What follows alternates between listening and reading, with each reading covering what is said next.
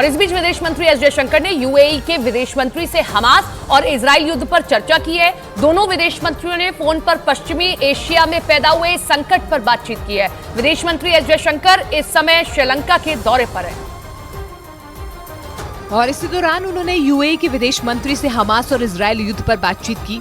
इससे पहले भारतीय दूतावास ने इजराइल में भारतीय नागरिकों से शांत और सतर्क रहने की जरूरत बताई।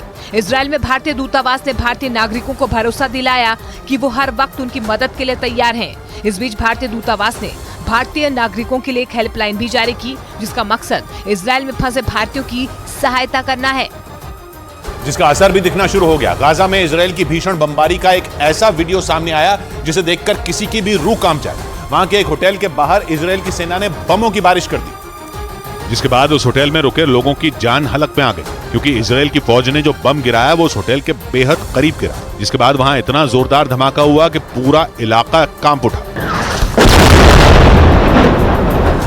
बम गिरते ही होटल के बाहर धुएं का ऐसा गुबार उठा कि लोगों को मास्क पहनने की जरूरत पड़ गई।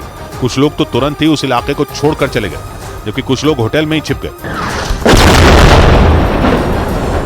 क्योंकि इजराइल की फौज हमास के ठिकानों को तबाह करने के लिए बमों की बारिश कर रही है। उसके लड़ाकू विमान हमास के लड़ाकों पर कहर बनकर टूट रहे हैं, लेकिन इजराइल की तरफ से हो रही बमबारी से गाजा में रहने वाले बाकी लोग दहशत में जीने को मजबूर हो गए।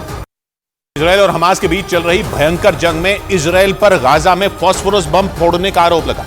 यह आरोप फिलिस्तीन ने लगाया। हालांकि इसके कोई सबूत नहीं मिले, लेकिन फिलिस्तीन ने आरोप लगाया कि गाजा में इजराइल की एयर स्ट्राइक के दौरान हड्डियों को गला देने वाले फास्फोरस बम का इस्तेमाल किया गया, जिससे जुड़े कुछ वीडियो भी सोशल मीडिया पर वायरल हुए, जिनमें आसमान में धमाके के बाद सफेद चिंगारी के टुकड़े जमीन पर गिरते दिखे। दावा किया गया कि ये वीडियो गाजा में फोड़े गए फास्फोरस बम का है। जिसके बाद फिलिस्तीन ने आरोप लगाया कि इजराइल ने घनी आबादी वाले क्षेत्रों में सफेद फास्फोरस बम का इस्तेमाल किया है। यानी गाजा में बर्बादी की ऐसी कहानी लिखी गई कि सैकड़ों लोगों की जान चली गई। हमास के इजराइल पर हमले के बाद इजराइल ने गाजा पट्टी पर हजारों मिसाइलें दागी और गाजा शहर की हालत ऐसी कर दी मानो वो शमशान हो, क्योंकि वहां दिन रात हमले हुए, जिससे ऊंची ऊंची इमारतें मलबे के ढेर में बदल गईं और गाजा शहर पर धमाके का काला धुआं छाया रहा। लेकिन इसी बीच गाजा में फास्फोरस बम के इस्तेमाल का दावा किया जाने लगा। वैसे इजराइल पर पहले भी गाजा में ये खतरनाक हथियार इस्तेमाल करने का आरोप लग चुका है, क्योंकि 1980 में इस बम के इस्तेमाल से जुड़ा जो समझौता हुआ था, इजराइल ने उस पर साइन नहीं किए थे, जिसके बाद उस पर 2008 और 2009 में गाजा पट्टी में फास्फोरस बम का इस्तेमाल करने का आरोप लगा था।